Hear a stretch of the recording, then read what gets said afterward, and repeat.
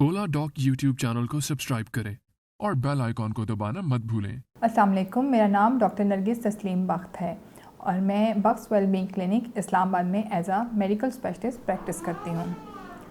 आज हम जिस टॉपिक पे बात करेंगे वो है डायबिटीज़ मिलाइटिस, जिसे आम तौर पे खून में शक्कर की मिकदार का ज़्यादा हो जाना कहा जाता है। जिसमें जो शक्कर की मिकदार है उसको कंट्रोल करने के लिए हमारा लबलबा काम करता है। जब किसी भी वजह से, किसी भी जेनेटिक डिसऑर्डर की वजह से या एनवायरमेंटल कॉज की वजह से या किसी भी वजह से हमारे लबलबे के काम में थोड़ी सी ख़राबी पैदा हो जाती है और उसका कंट्रोल ख़राब हो जाता है तो जिस्म में शक्कर की मिकदार कंट्रोल नहीं होती। इसकी बहुत सी वजूहात हो सकती हैं, मसलन पहले से ख़ानदान में, फैमिली में, पेरेंट्स में, मदर, फादर, बहन भाइयों में किसी को शुगर की मौजूदगी, उससे आपका रिस्क फैक्टर बढ़ जाता है कि आपको शुगर या डायबिटीज़ होने के चांसेस ज़्यादा हैं। इसके अलावा मोटापे की वजह से, स्मोकिंग की वजह से, ब्लड प्रेशर की मौजूदगी की वजह से या सेडेंट्री लाइफस्टाइल मतलब काहली और सुस्ती वाला लाइफस्टाइल होने की वजह से, फास्ट फूड की वजह से, बहुत से मल्टीपल फैक्टर्स हैं जिसकी वजह से हमारे जिस्म में लबलबे के काम में ख़राबी पैदा हो जाती है। सबसे पहली बात तो ये है कि बहुत से मरीज़, बहुत से पेशेंट्स हमारे यहाँ अनडायग्नोज चले जाते हैं।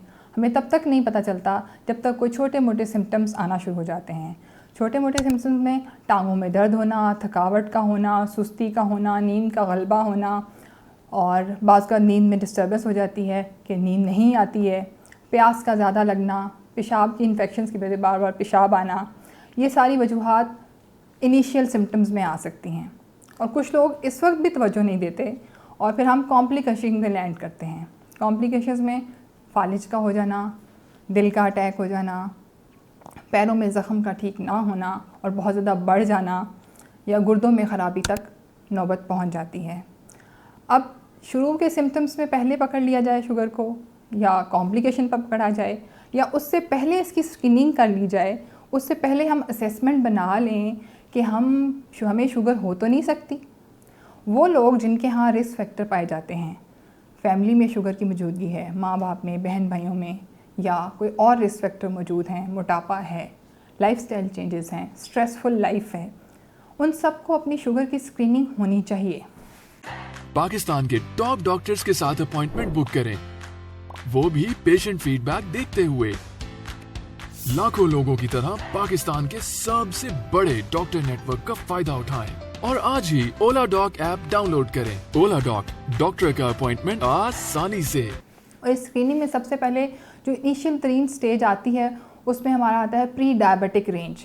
उन लोगों को शुगर होने के चांसेस ज़्यादा होते हैं जो इस प्री डायबिटिक रेंज में फॉल करते हैं या आते हैं, या वो सारी ख़वातीन, वो हामला ख़वातीन जिनको हमल के दौरान शुगर रही हो, उनके भी फाइनली डायबिटीज़ में लैंड करने के चांसेस बढ़ जाते हैं। इन सबको बहुत ज़्यादा केयरफुल होने की ज़रूरत है। इसके लिए रेगुलर चेकअप होना चाहिए और स्क्रीनिंग होती रहनी चाहिए। लेकिन जब इनिशियल सिम्टम्स भी अगर आ जाएं किसी में तो डायग्नोसिस पे जाना बहुत ज़रूरी हो जाता है। इसके लिए आपको अपने मौलिद से मशवरा करना चाहिए, बेसिक इनिशियल टेस्ट कराने चाहिए ताकि हम टाइमली डायग्नोज हो जाएं। डायग्नोसिस के बाद जो नेक्स्ट स्टेप आता है वो आता है कबूलियत, एक्सेप्टेंस। हमारे यहाँ जब ये आ भी जाता है फिर भी हम कबूल नहीं करते हैं, हम एक्सेप्ट नहीं कर पाते हैं अचानक इस बात को कि हमें शुगर हो गई है। और इसके बाद हम मुख्तलिफ़ दोस्तों से, मोहल्ले वालों से, सबसे मशवरा करेंगे और कहेंगे हाँ उसकी शुगर ख़त्म हो गई थी फ़लानी दवाई से।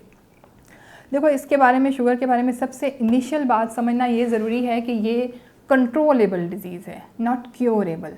इसका ख़ात्मा मुमकिन नहीं है, इसका कंट्रोल मुमकिन है और हमें कंट्रोल ही चाहिए। कंट्रोल क्यों चाहिए? ताकि हम उन कॉम्प्लिकेशंस में ना पहुँचें जो इसकी वजह से हो सकती हैं। कंट्रोल हो जाना सबसे अच्छी बात है, वो आपके लाइफस्टाइल मॉडिफिकेशन से चेंज हो, आपकी एक्सरसाइज से चेंज हो, आपके डाइट कंट्रोल से चेंज हो, या आप दवाइयों से कंट्रोल करें। शुगर के कंट्रोल के लिए आपके 3 फैक्टर्स इंपॉर्टेंट होते हैं।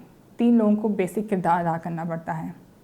शिफा बेशक अल्लाह के हाथ में है।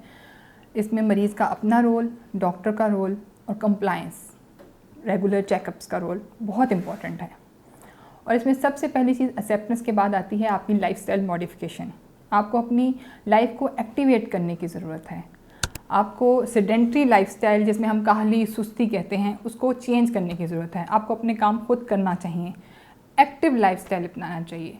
नेक्स्ट स्टेज आती है एक्सरसाइज की और फिर डाइट कंट्रोल की। डाइट कंट्रोल की बात हो रही है, डाइट बंद करने की बात नहीं हो रही है, डाइट मॉडिफाई करने की बात हो रही है। इसमें मीठी चीज़ें, bakery items, packed item, fast food items, cold drinks, soft drinks जिसे कहा जाता है, कार्बोनेटेड ड्रिंक्स जिन्हें कहा जाता है, उन सबको बंद करने की ज़रूरत होती है।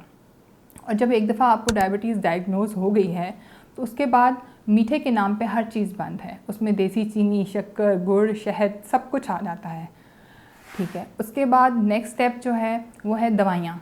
दवाइयों में कुछ लोग कहते हैं इंसुलिन, मेडिसिन, टैबलेट्स, सारी फॉर्म्स दवाइयों की बहुत सी मौजूद हैं। इसमें ये इंपॉर्टेंट नहीं है कि आपको इंसुलिन लग रही है या आप गोली खा रहे हैं या 2-3 गोलियाँ खा रहे हैं। इनमें सबसे इम्पॉर्टेंट टारगेट जो हमारा है वो है शुगर का कंट्रोल, खून में शक्कर की मिकदार का कंट्रोल। अगर ये कंट्रोल हम अचीव कर लेते हैं, हासिल कर लेते हैं, तो हम उन तमाम बुरी कॉम्प्लिकेशन से बच सकते हैं जो हमें फ्यूचर में सामना करना पड़ सकता है। उनमें सबसे इम्पॉर्टेंट बात जो बनती है, स्ट्रोक हो जाता है, फालिज हो जाता है, दिल का अटैक हो सकता है, गुर्दों में ख़राबी आ सकती है, ठीक है, पट्ठों में कमज़ोरी आ सकती है, नज़र का जो आई साइड हमारा आँख का पिछला पर्दा है वो इफ़ेक्ट हो सकता है, उससे हमारी आई साइड में प्रॉब्लम्स आ सकते हैं। इन तमाम चीज़ों को कंट्रोल करना ज़रूरी है। इसके अलावा रिस्क फैक्टर्स को भी मिनिमाइज़ करना चाहिए। ब्लड प्रेशर को कंट्रोल करना है अगर साथ में आपको ब्लड प्रेशर का मसला है, सिगरेट बंद करना है, कम करना है, ठीक है, मोटापे को कंट्रोल करना है। जब हम डाइट कंट्रोल करेंगे, लाइफस्टाइल चेंज करेंगे, एक्सरसाइज करेंगे तो डेफिनेटली इससे हमारे वज़न पे भी असर पड़ेगा, हमारे मोटापे का भी कंट्रोल हमें हासिल हो जाएगा। जब ये सारी चीज़ें आप किसी न किसी तरह अचीव करने की कोशिश करते हैं, उसके लिए फिर हमें इस पर कारबंद मुस्तकिल मिजाज रहने की ज़रूरत है। मुस्तकिल मिजाजी के बाद नेक्स्ट स्टेप है कि हमें रेगुलर चेकअप किसी भी मुस्तनिद मुआलिज से अपना मुआयना कराते रहना चाहिए, अपना मशवरा जारी रखना चाहिए, ताकि हम जो हमने लाइन अपनी डिफ़ाइन की है शुगर को कंट्रोल करने की, हम उस पर कायम रहें। शुगर के मरीज़ को इसके बाद जिन कॉम्प्लिकेशन का सामना नेक्स्ट ऑन स्टेज है वो है कभी जिसमें शक्कर की मिकदार एकदम बहुत ज़्यादा हो सकती है या कभी एकदम बहुत कम हो सकती है। इन दोनों चीज़ों से बचने के लिए आपको अपनी डाइट में रेगुलराइज भी होना है, अपनी एक्सरसाइज में भी रेगुलराइज होना ज़रूरी है। कभी ज़्यादा एक्सरसाइज कर ली या कभी खाने में डिले आ गया या कभी जल्दी जल्दी खाना खा लिया, ये सब चीज़ें नुकसानदेह हो सकती हैं। अगर ज़्यादा एक्सरसाइज कर ली, खाने के ड्यूरेशन में वक्फे में ज़्यादा इजाफा हो गया तो जिस्म में शक्कर की मिकदार एकदम अचानक कम हो सकती है और इससे भी आपको नुकसान पहुंचने के अंदेशा रहता है। तो एक regular routine life with medication, exercise and diet ज़रूरत है उन तमाम चीज़ों से बचने के लिए जो किसी भी डायबिटीज़ के पेशेंट को मुस्तकबिल में सामना करना पड़ सकता है। बक्स वेलबींग क्लिनिक इस्लामाबाद में हमारे टाइमिंग 5 से 9 बजे शाम में है और इस पे अपॉइंटमेंट लेने के लिए आप ओलाडॉक्स के थ्रू अपॉइंटमेंट ले सकते हैं, ऑनलाइन अपॉइंटमेंट के लिए भी और इन पर्सन अपॉइंटमेंट के लिए भी, और क्लिनिक में भी किसी भी वक्त आप अपॉइंटमेंट के लिए 5 से 9 में रब्ता कर सकते हैं।